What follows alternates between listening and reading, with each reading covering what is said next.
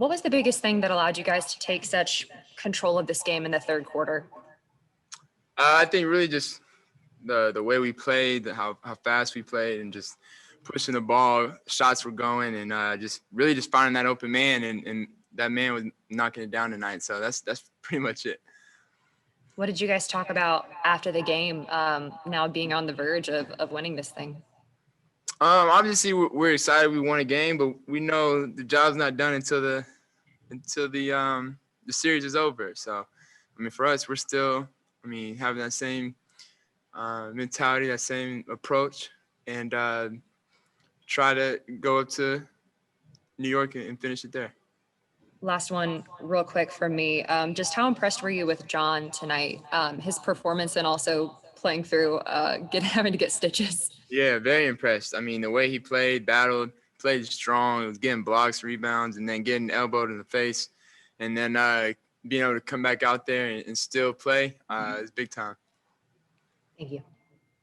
Jeff Schultz.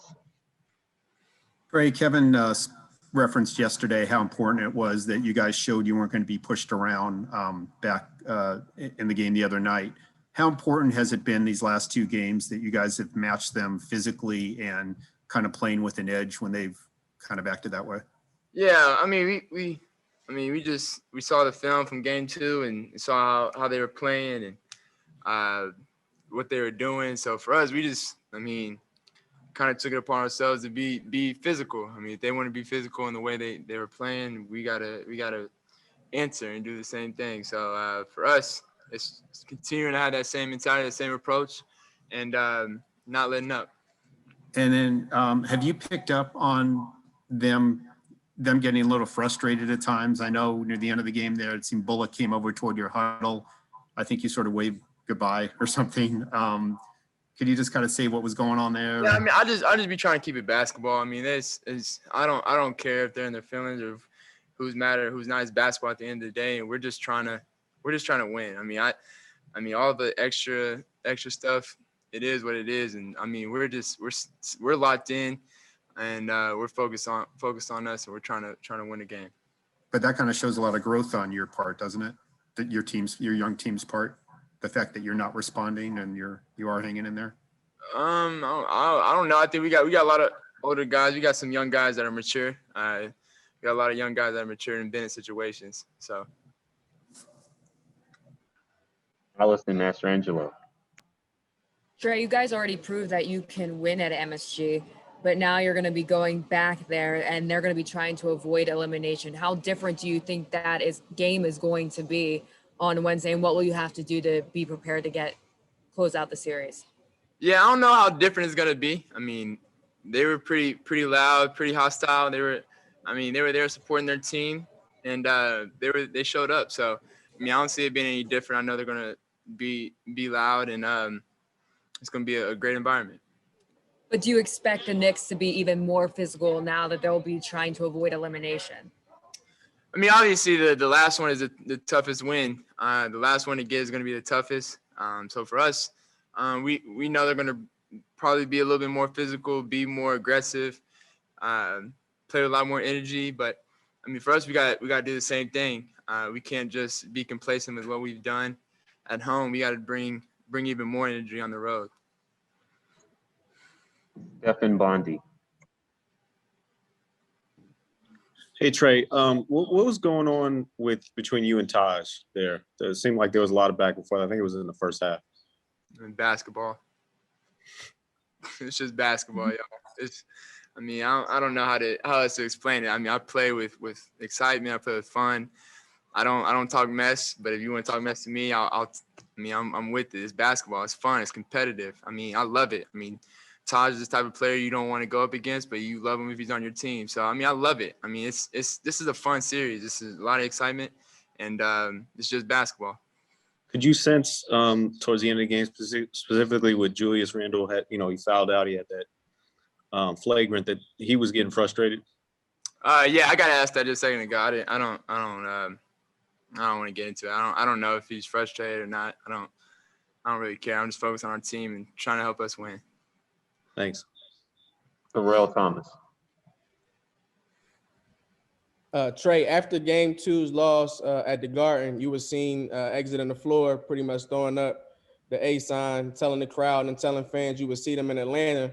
It's been a great a great crowd these last two games. Can you talk to us about your experience during these last two games back at home? Yeah, I mean, it's been a great experience. I mean, first one at home, playing in the playoffs, it's been fun these past couple of games. Obviously, the fans have showed up and brought a lot of energy, and we've really just fed off their energy, and it's been good. So I'm glad we were able to be in a situation where they're able to come to a playoff game here. So it's fun. Thank you. Christos. Hello, Trey. Congratulations on the win and the performance as well. Appreciate What it meant for you to win that series at Madison Square Garden, and what you need to do to keep your feet on the ground after those two wins in Atlanta? I mean, for me, I just want to win the series. I mean, whether we win it up there or we win it back here, for me, it's taking it one game at a time. We want to go up there and take care of business.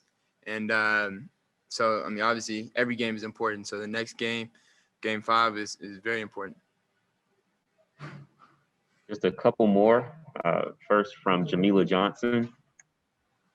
Hey, Trey, congrats on the win. I wanted to ask you about your passing. Of course, people talk about your assists and whatnot. You had 9 today. You had 10 last game. Do you ever watch film of yourself, just watching film, period, and you ever wow yourself with your passing? Some of your passes look like they're pretty incredible. You had that first pass to Clint in the first half where it was a bounce pass under the basket. Do you ever look and you're like, how did I even do that? Yeah, I mean, sometimes I always know in my mind where I want to go with the ball.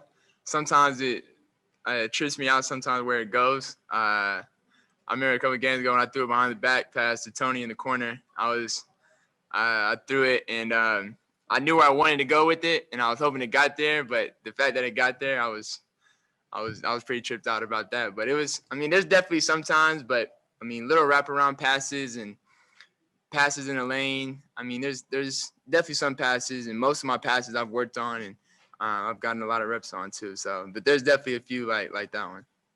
Thank you. Just two more. First from Davide. Hey Trey, you've been playing historically well in your first 4 playoff games.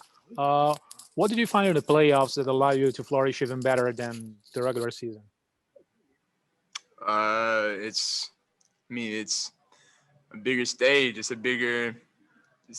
more, I don't know. I mean, I think the higher the level is, the more I get ready for it. And I think this is just it. I mean, it's the stage. It's the best basketball in the world. I mean, you're in the playoffs in the NBA, and it's my first time. I'm realizing it, and I'm just trying to have fun and embrace the moment. So I'm just having fun.